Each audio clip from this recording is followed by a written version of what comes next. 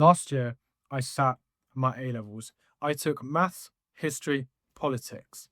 Now, in maths and politics, I got an A star. I was predicted A stars in all three. In all my mocks, I got A stars. But in history, on results day, I got a B. Now, I uploaded this video live. You can see my live reaction. I filmed it and I uploaded it. But I got a B in history. Now, that isn't a bad grade. I'm not trying to say that at all. I understand that that'd be annoying for some people. But the point is, I wanted an A star and I got a B. Now, that was very personally, it was a big personal blow, okay? Because I'd always, got all nines, got A star, and then a B in history. It was disappointing personally. So this year, I decided I was going to reset it. Among other things, I'm taking a gap year anyway, and I'm working as a tutor at secondary school and also just a private tutor.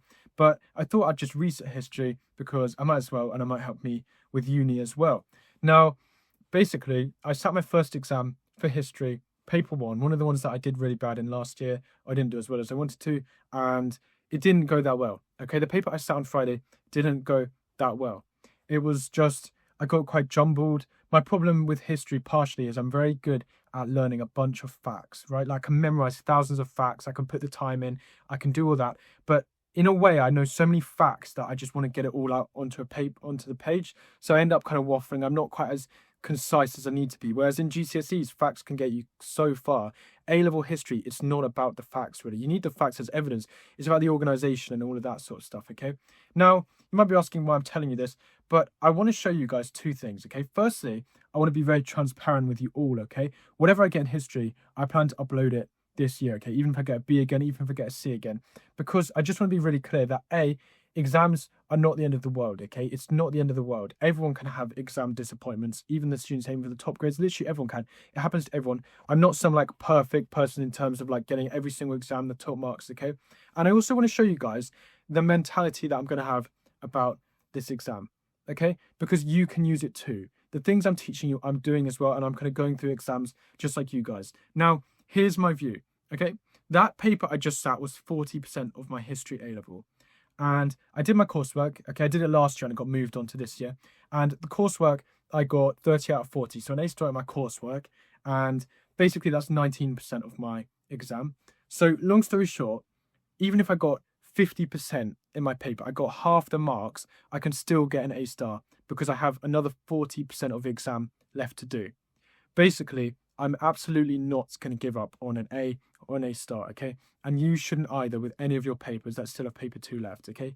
Even if it's 40%, no matter how bad that paper 1 went for me, I am going to double down and work incredibly hard for papers 2 and 3, right? That's all I can do.